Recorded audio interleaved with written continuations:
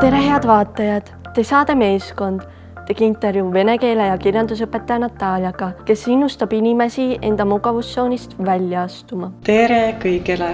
Mina olen õpetaja Natalia ja olen vene keele õpetaja. Mulle Kohtla-Järve gümnaasium väga meeldib. Olen töötanud enne gümnaasiumit veel 2 koolis ning mul on kindlasti millega võrrelda.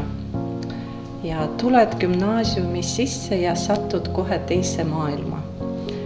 Kõik on teistmoodi, nii õpetajad, õpilased kui ka ise atmosfäär koolis.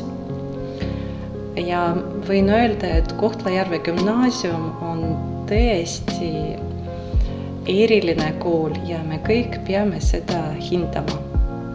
Meeldib õpilaste suhtumine õppimise vastu, meeldib kolleegidega tööd teha ja kohe tahaks võtta kolleegidelt ka eeskuju.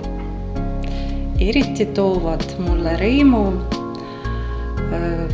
vene keel võõrkeelena tunnid, sest kõik õpilased on väga loomingulised ja tunnid on alati põnevad ja täis tegemist.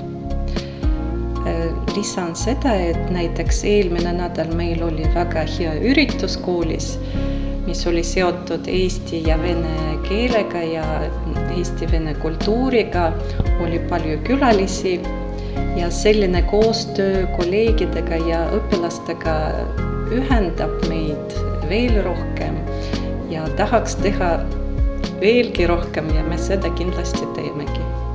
Alustada tahan sellest, et kui sina tahad oma elus midagi muuta, siis tee kindlasti seda ja tee seda julgelt.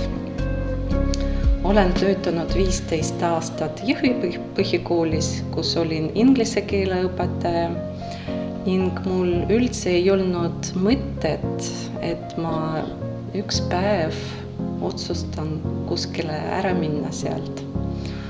Aga möödunud kevad tõi arusaamu, et peab ikka mugavustsoonist välja astuma ja seda mina tegingi. Pöördeline kevad oli minu jaoks, et siis elu on muutunud värvikamaks professionaalses plaanis. Uus kool, uued õpilased ja uus õpetaja, uus mina, õpetaja Natalia.